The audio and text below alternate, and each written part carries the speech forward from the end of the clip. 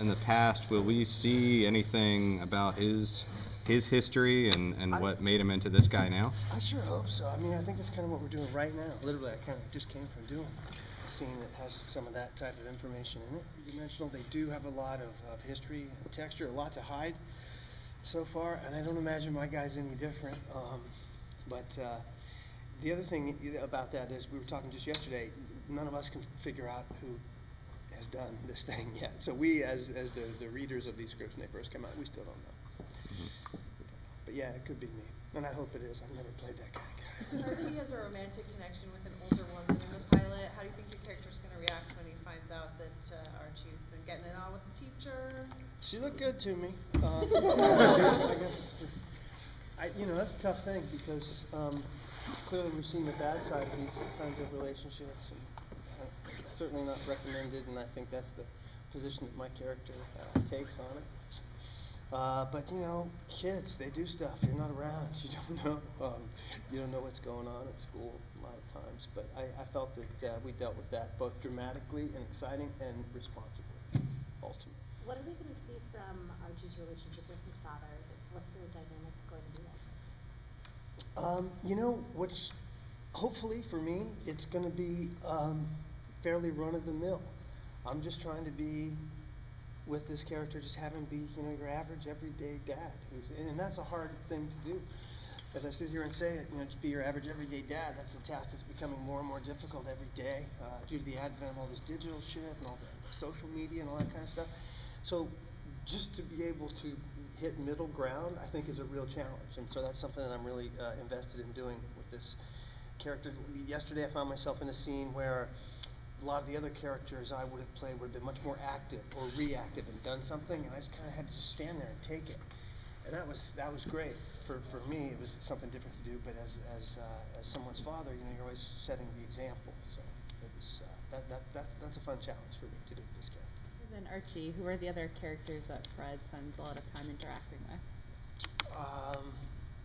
Primarily it has been Archie. I've spent some time with Veronica's mom.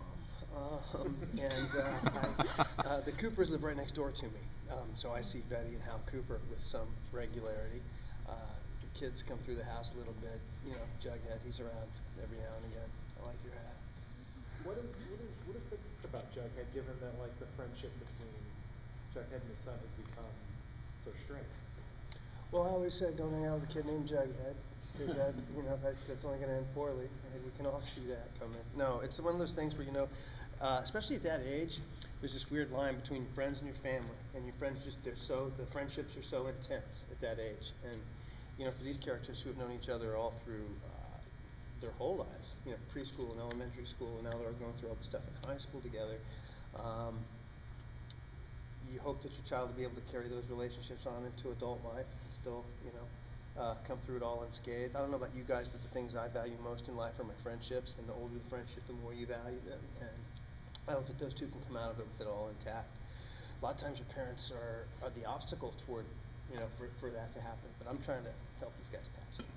I mean, this is a show based on iconic characters, but you yourself, were part of such an iconic TV series. And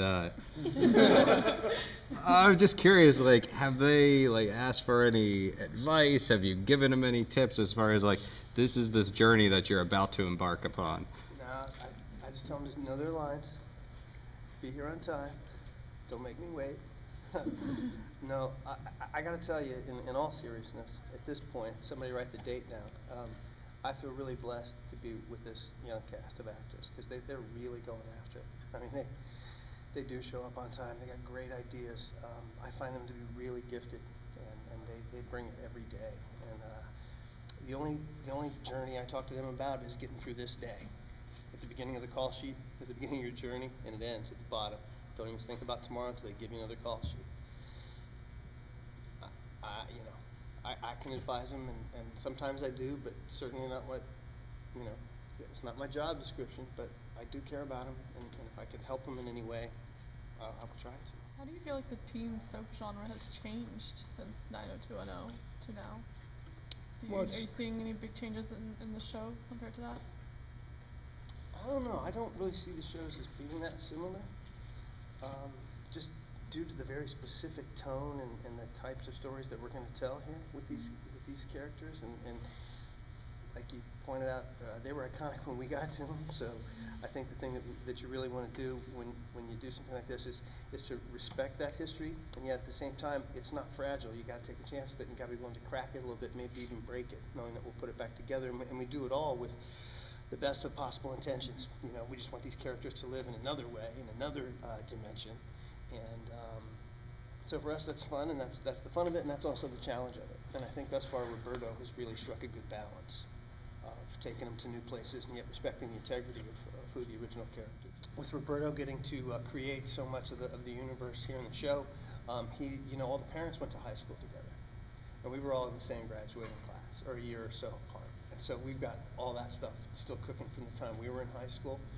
And I guess what happens is some of these old high school rivalries and things, they never die. They never go away, especially when you all stay in the same little town and you just kind of keep seeing them over and over and over. And I'm the kind of guy who, I never really think past Riverdale. Fred Andrews is absolutely, completely happy. Everything I want, need, or could ever think of is right here in Riverdale for me. So to be there with all my, you know, everybody that I grew up with, it's the curse and the blessing.